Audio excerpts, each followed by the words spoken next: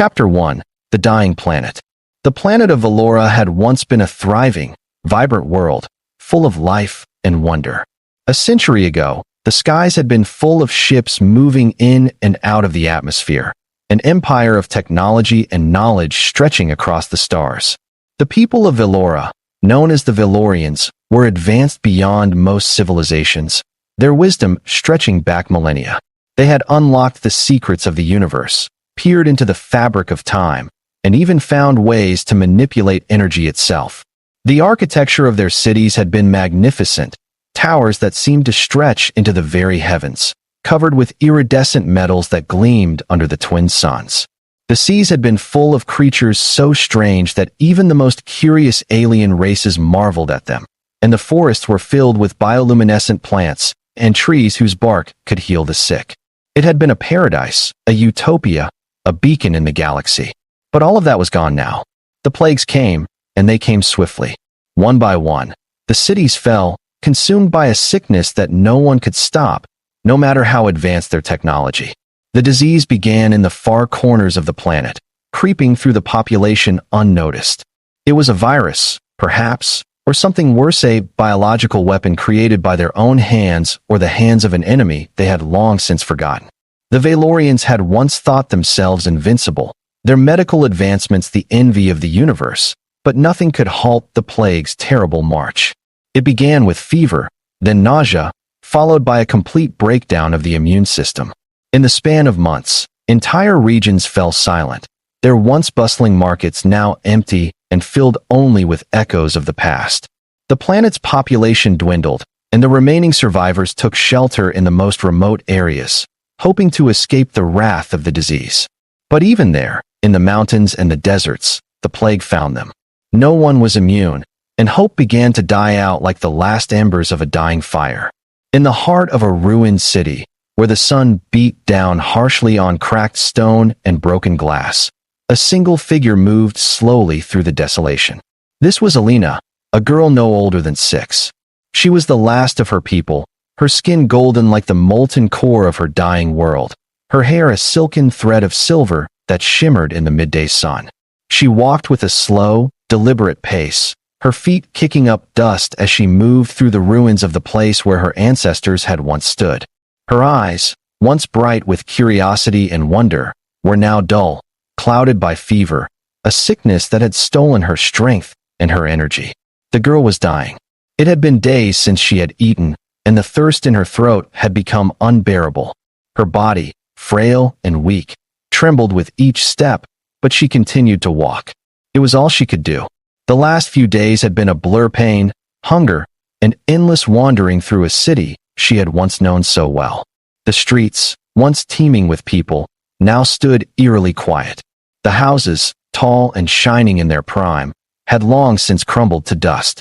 In the distance, the broken remnants of a once great tower stood, its foundation cracked and half fallen, a hollow shell of the magnificent structure it had once been.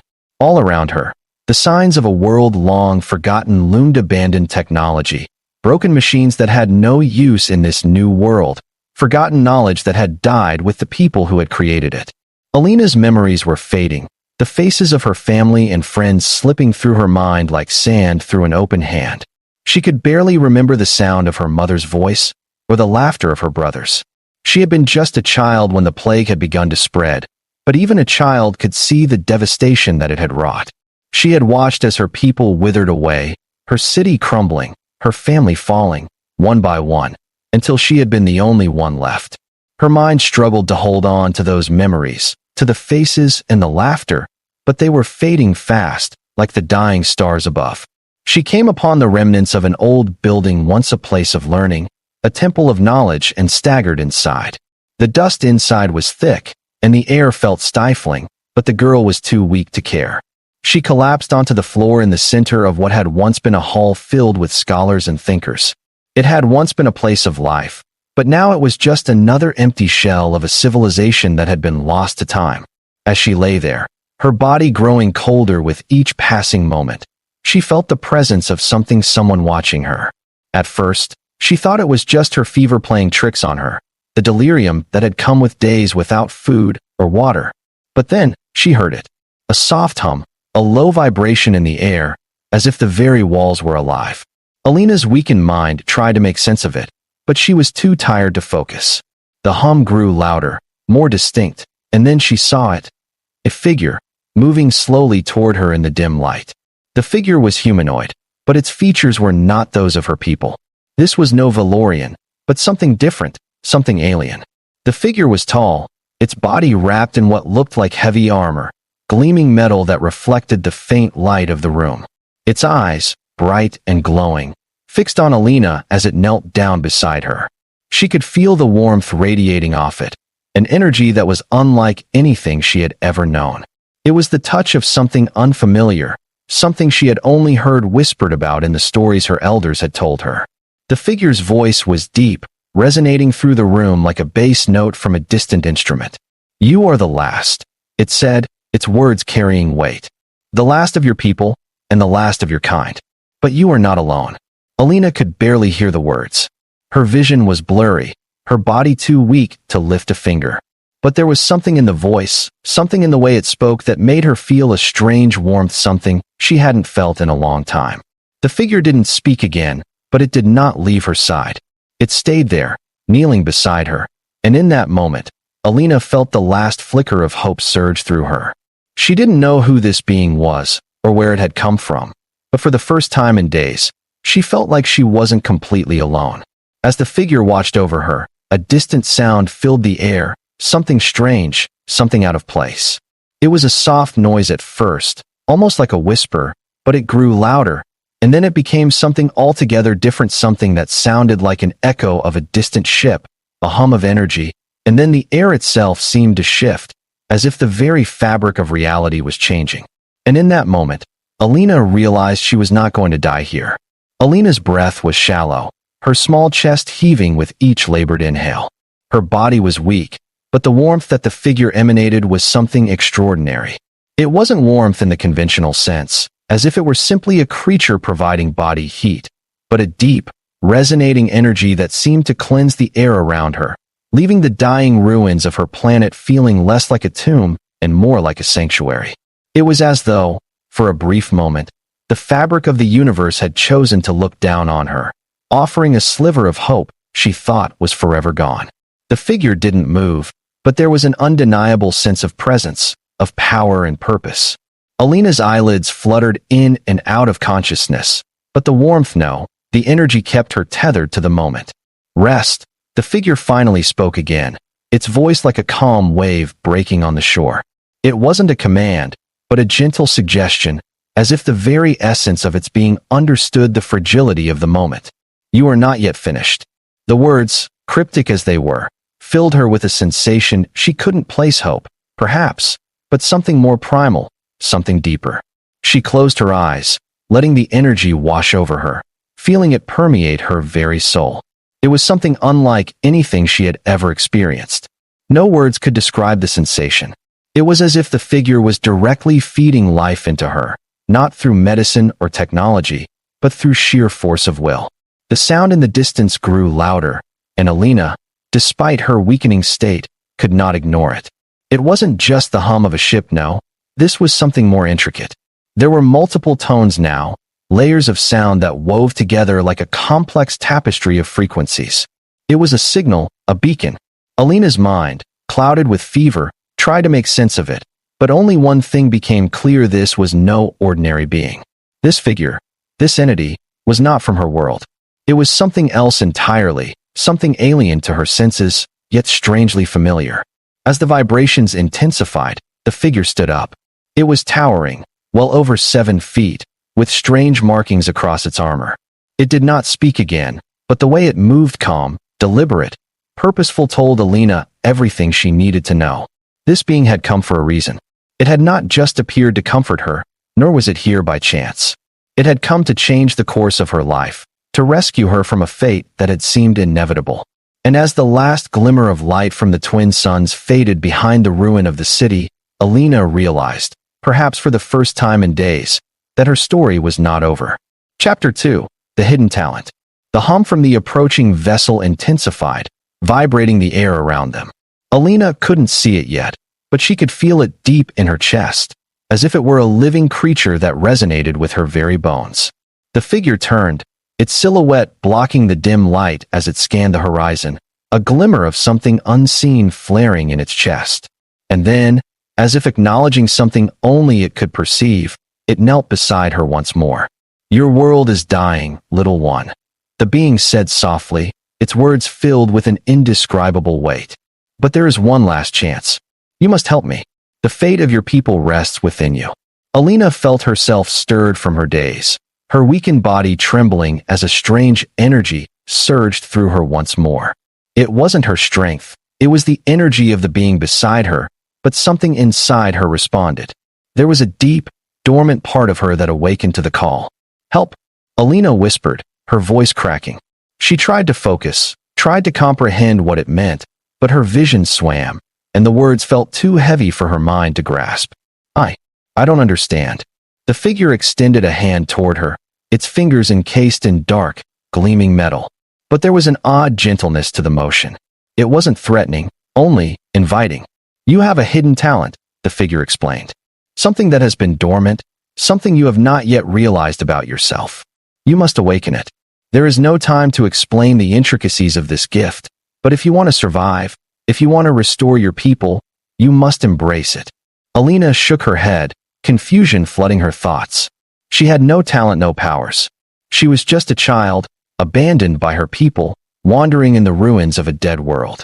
But before she could protest, before she could voice her doubts, a strange sensation swept over her. It started in her chest, a warmth that expanded outward, wrapping around her entire body. She could feel it, pulsating in her fingertips, spreading through her arms and legs. It wasn't painful, but it was overwhelming. It was as though every fiber of her being had been awakened to something far greater than she could comprehend. The figure's eyes glowed brighter, and it leaned closer. "Concentrate, little one. Focus your mind. Let it come." Alina did as she was told, though uncertainty clouded her every action. What talent could she possibly have? Her people were long gone, and the planet was on its deathbed. What could a child like her offer? And yet, the warmth inside her grew stronger, responding to the call of the being beside her. The figure, sensing her struggle, reached out and placed its hand on her forehead.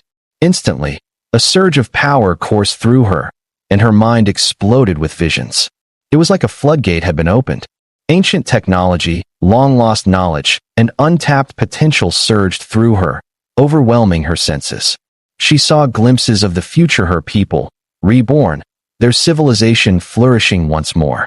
But she also saw the destruction, rivers of fire, cities reduced to ash, the bodies of her ancestors scattered across the land. The visions came and went in a blur, faster than her mind could process. And then it stopped. Alina gasped, her chest heaving, her hands trembling. The figure pulled its hand away, watching her intently. "You have unlocked it," it said simply. "The hidden talent within you. Now, we can save your world." Alina could barely comprehend the enormity of what had just happened, but one thing was clear: she had changed. Something inside her had awakened, something that could save her people. But the question remained, was it enough? Alina's heart raced, her thoughts spinning faster than she could keep up with. The visions that had filled her mind, a chaotic blend of images, emotions, and sensations, had left her breathless and weak. She felt a deep sense of power, yes, but also the weight of something greater than herself. It was as though the very fabric of her being had connected with something ancient, something that transcended her knowledge, her reality. What had just happened? How could she, a dying child from a ravaged world, possess such potential? The figure beside her stood motionless, its glowing eyes never leaving her face. It didn't need to say anything. Its presence was enough to communicate the urgency of the situation. Alina could feel the pressure in the air, as if the universe itself was holding its breath, waiting for her to act. "You are not alone, Alina," the being said softly, its voice steady and calm. "The power within you is not a mere gift. It is your heritage, a legacy from your people. This is what they were waiting for, the final hope to restore what was lost."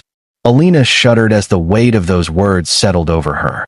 Her people, the Valorians, were a proud and advanced race, their civilization built upon the knowledge of the cosmos and the power of their minds. For so long, She had felt as though she was nothing more than a child, a survivor lost in a forgotten corner of the galaxy. But now, she understood she was not the end. She was the beginning. Her hands began to tremble as the power inside her pulsed with energy. She could feel it in her fingers, in her veins, in her very bones. It wasn't just the power to heal, to restore life, it was something deeper, something far more primal. She could feel the planet itself, the very essence of Velora, crying out to her, urging her to act. You must find the source, the figure urged, its voice growing more insistent. The heart of the planet, where the last remnants of your people's power remain. It is there that you can tap into the ancient technologies that will save your world, but only if you fully awaken the talent within you. You are the key, Alina. The words sounded so simple, so final. But Alina had no idea where to begin. She was just a child, lost and alone in the ruins of a dying world. She had no training, no understanding of what the figure was asking of her. How can I do this? She whispered, her voice hoarse. I'm just one person. I can't save them. I can't save myself. The figure knelt beside her once more, its armored hand resting gently on her shoulder. You are not just one person, Alina. You are the culmination of your people's hopes, the last thread in a tapestry that stretches across the stars. You are not alone. The knowledge of your people is within you, and with it, you can awaken the last bastion of their power. With that, the figure rose to its full height and turned toward the horizon. The distant sound of the vessel, now much closer, filled the air once more. We don't have much time, it said. The galaxy is in turmoil, and if you do not act soon, your people's knowledge will be lost forever. Alina felt a surge of determination well up inside her, a fire that burned bright against the overwhelming odds.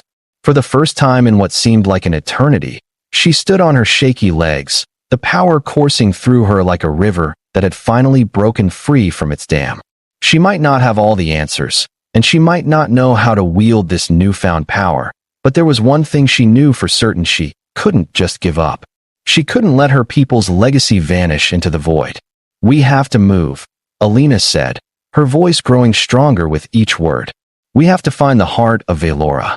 The figure nodded approvingly, its glowing eyes softening. Good. The journey will be dangerous, but I will guide you.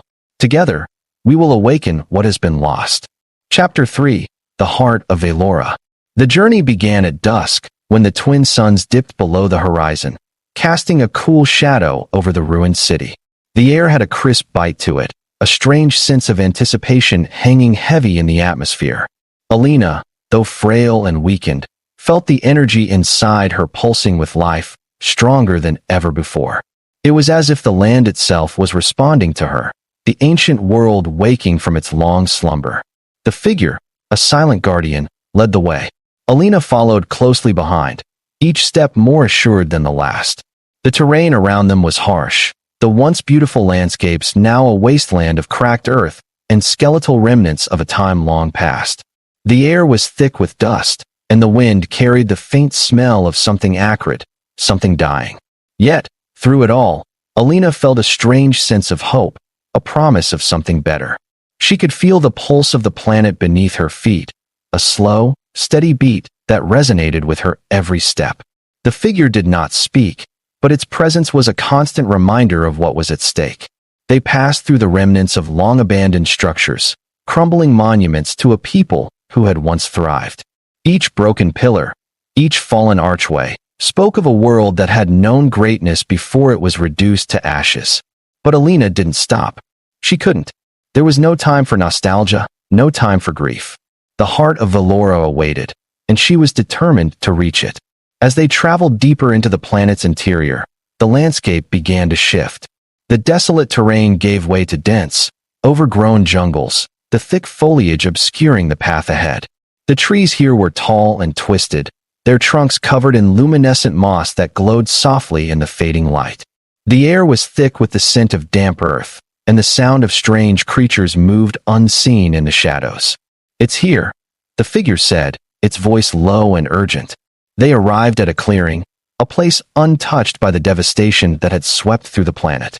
At the center of the clearing stood an ancient structure, an immense temple, its architecture unlike anything Alina had ever seen.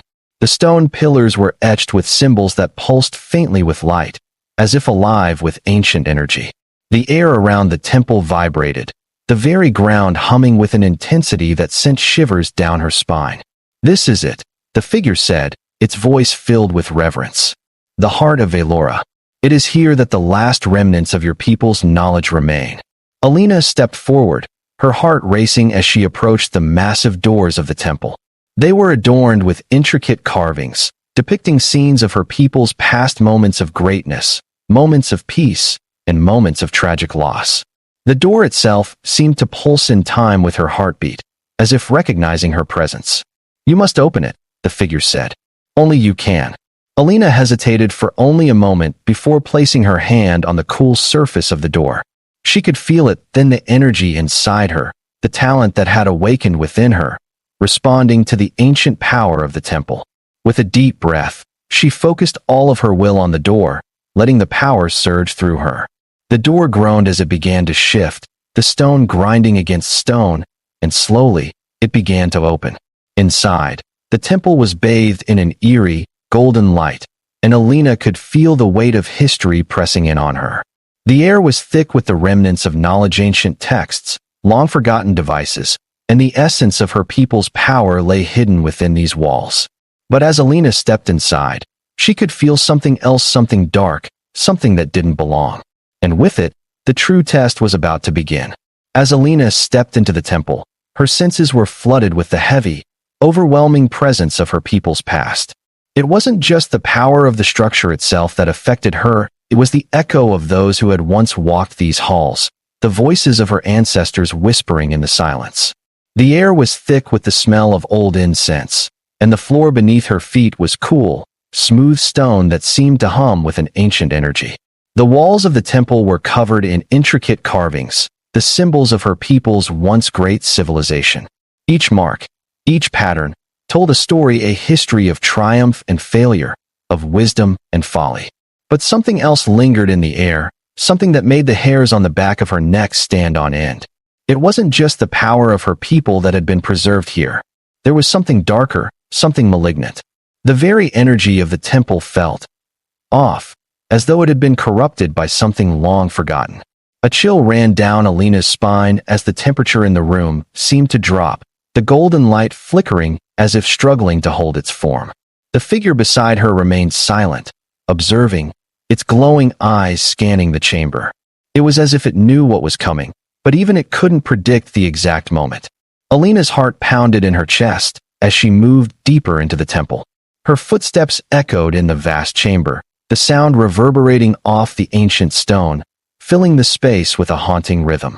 As she moved forward, the carvings on the walls shifted, subtly changing, the images becoming more chaotic, more disturbing. The peaceful scenes of her ancestors were replaced by visions of destruction, fires raging across the land, towering figures in battle, and the face of a creature so terrifying that Alina recoiled instinctively. The eyes of the creature glowed with an unnatural light, and its mouth was twisted in a grotesque snarl. It was a force of pure malevolence. "Stay focused, Alina," the figure warned, its voice low and steady. "The corruption that taints this place is ancient, but it cannot stop you. You have awakened the talent inside you. You are the key." Alina nodded, trying to steady her breath, trying to ignore the unease that clawed at her insides. She had come so far, and she couldn't afford to falter now. The power within her pulsed, pushing her forward. She felt it, the call to unlock the final secrets of her people, to tap into the heart of Valora. Ahead of her, at the center of the temple, stood a massive stone pedestal, covered in symbols. The air around it shimmered, as if it were alive with energy. On top of the pedestal lay a massive, radiant stone that pulsed with a light so pure and bright that it almost hurt to look at. This, Alina knew, was the heart of Valora. It was the source of her people's power, the key to their civilization's wisdom and knowledge. It was what had kept the planet alive, even as everything else around it had crumbled. But as she approached, she could feel that something was wrong. The crystal's light flickered, its pulsing rhythm uneven. The darkness that had lingered in the temple seemed to intensify, swirling around the heart of Valora like a living thing. A low growl, like a distant rumble of thunder, echoed through the chamber. Alina's chest tightened with fear, and her mind screamed for her to turn back. But she couldn't. She wouldn't. She reached out a trembling hand toward the crystal, her fingers brushing against its smooth surface. The moment she made contact, a blinding light filled the room. For a split second, she couldn't see anything, couldn't breathe, only the light consumed her, searing through every part of her body. It was like every atom in her being was being torn apart and reassembled, every fiber of her being reborn. The power of Velora surged through her, filling her veins with fire. Her body trembled with the weight of it, her mind struggling to keep up with the overwhelming energy that flowed into her. And then, the darkness struck. From the depths of the temple, a creature emerged. It was the same one from the carvings, the twisted figure with glowing eyes and a mouth that seemed to stretch unnaturally wide. Its body was a mass of shadows, writhing and shifting, its form barely held together. The creature let out a deafening screech, a sound that made Alina's ears ring, and it lunged toward her. Chapter 4: The Awakening. Time seemed to freeze. Alina stood, her hand still resting on the crystal, the power of her people coursing through her. She could feel it, like a heartbeat within her own. It was a force beyond comprehension, ancient and limitless. But there was no time to marvel at it. The creature was here, and it was coming for her. Her heart pounded in her chest, but something inside her had shifted. The power she had unlocked was not just the power to heal, to restore life. It was the power to fight, to protect. She was not just a survivor. She was a warrior, the last hope of her people.